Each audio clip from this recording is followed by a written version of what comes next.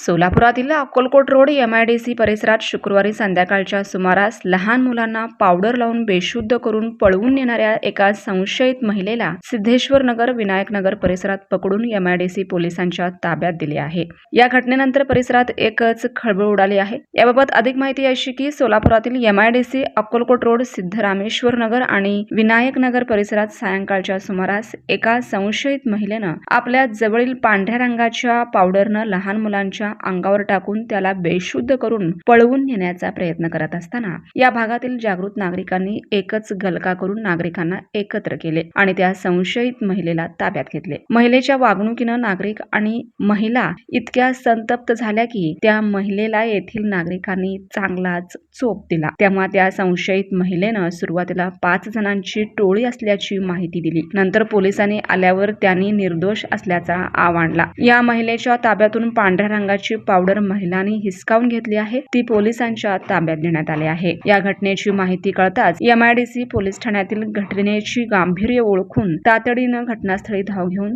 त्या संशयित मुलांना पळवून नेणाऱ्या महिलेला ताब्यात घेऊन चौकशीसाठी पोलीस ठाण्यात नेले आहे। दरम्यान कालच महाराष्ट्रात मुलांना पळवून नेणारे टोळी सक्रिय असल्याची माहिती ऐकायला मिळाली। आज सोलापुरात याच प्रकरणावरून एका महिलेला जागृत महिलांनीच पकडून पोलिसांच्या ताब्यात दिले आहे। आता पोलिसांनी योग्य तो तपास करून खरीच अशा प्रकारची टोळी सक्रिय असेल तर मुळापर्यंत जाऊन याचा छडा लावला पाहिजे, अशी मागणी आता नागरिकातून व्यक्त केली जात आहे।